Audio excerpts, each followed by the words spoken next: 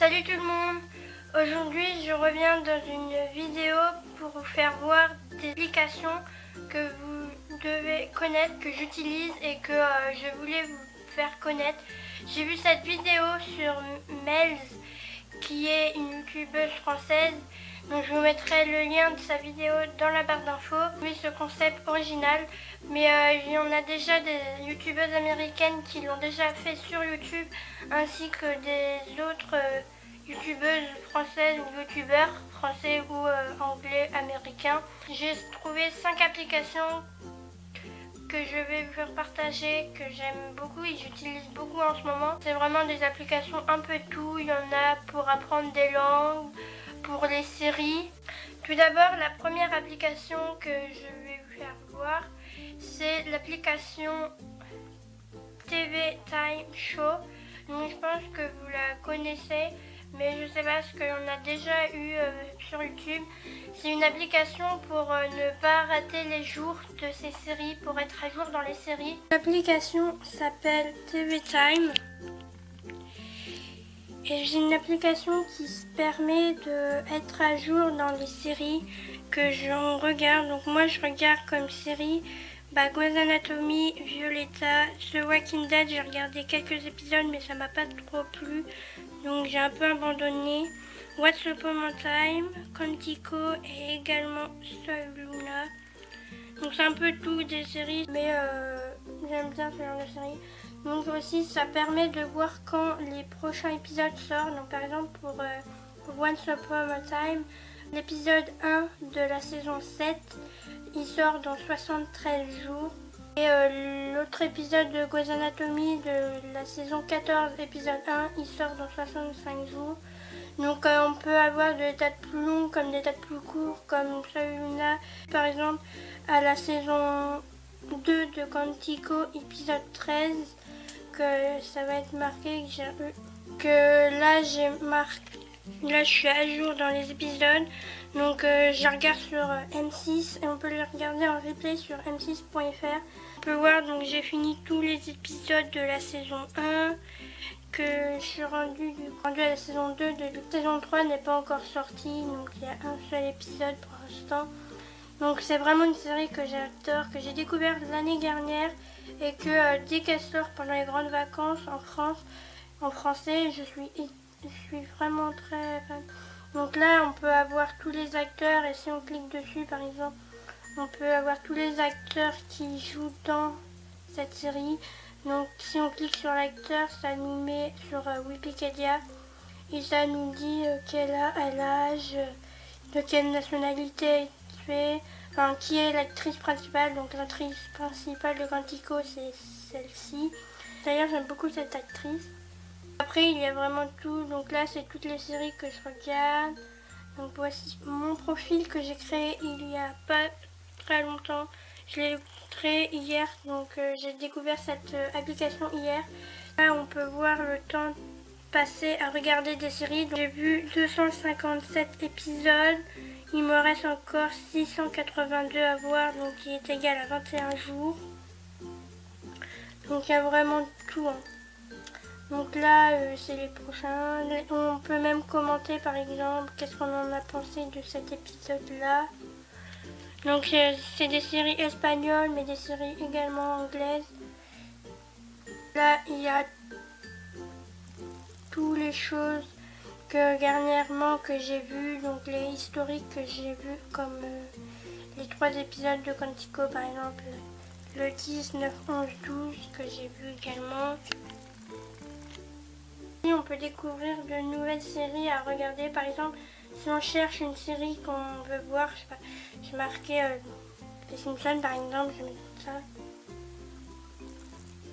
Si on veut découvrir de nouvelles séries, par exemple Game of Thrones, on va dans ça, on clique dessus et on peut marquer toutes les... On peut découvrir, donc ça c'est une application qui permet d'être à jour dans les séries. C'est pas une application qui permet de voir les séries comme sur Netflix. Si vous voulez une application pour regarder des séries, il faut les regarder sur Netflix. Saison 2 de l'épisode 41, il sort. Donc ça permet, et puis on peut actualiser pour voir qu'est-ce qu'on voit. Et ici ils sont vraiment dans les mots. Donc là c'est toutes les séries que je dois continuer. Donc la deuxième application c'est Memories. C'est une application qui peut aider beaucoup si on veut apprendre ou à communiquer dans une langue étrangère. Comme moi, j'apprends l'espagnol. J'apprends déjà l'espagnol à l'école, mais pour approfondir mon espagnol, l'application j'ai Memories qui est une application pour les langues. Par exemple, là, j'apprends l'espagnol en niveau 1. Commencé il n'y a pas très longtemps. Donc ça permet de voir des mots. Donc je vais prendre la première session. Donc là j'ai vu tous les mots qu'on pouvait voir. Et du coup si on veut voir les mots, il suffit juste de mettre activer. Donc comment on dit santé en espagnol. Donc ça dit salud. Donc on met ça, on met vérifier. Puis là on peut écouter. Buenas noches. Donc c'est buenas noches. Donc là, comment on dit merci en espagnol? Gracias.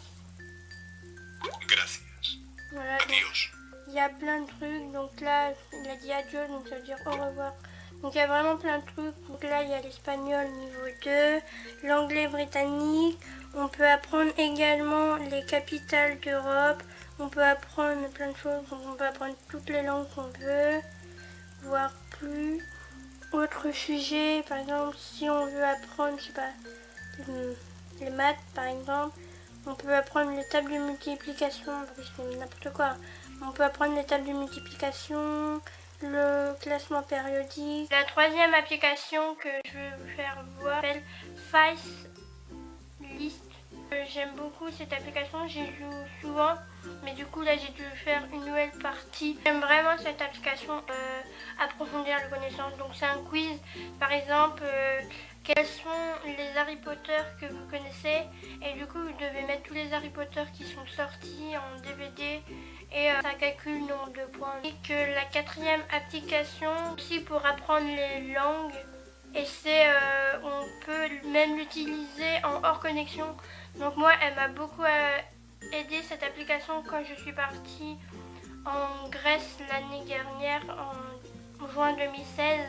Parler anglais pour par exemple dans les restaurants pour comprendre, parce que je sais parler quand même anglais mais pas couramment, et du coup vous avez plein de choses. Donc elle est même disponible en hors connexion.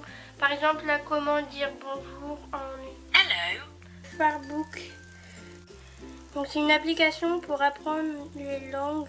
Donc il y a plusieurs langues, donc l'arabe, l'espagnol, l'anglais, le chinois, le russe, le thaï, le turc, le vietnamien. Il y a vraiment plein de langues, j'ai quoi de faire. Et ça marche également pour hors connexion. Donc j'utilise cette application quand je suis dans les transports en commun également pour apprendre. Donc par exemple, moi je me suis beaucoup aidée de cette application m'a beaucoup aidée pour apprendre quelques mots en grec, comment dire bonjour, comment dire au revoir. Donc les salutations, donc il y a plein de choses. Donc il y a juste ça par exemple pour dire s'il vous plaît. On utilise aussi pour apprendre du coup les trois langues là, donc l'anglais, l'espagnol, l'italien. Plein de choses qu'on peut faire.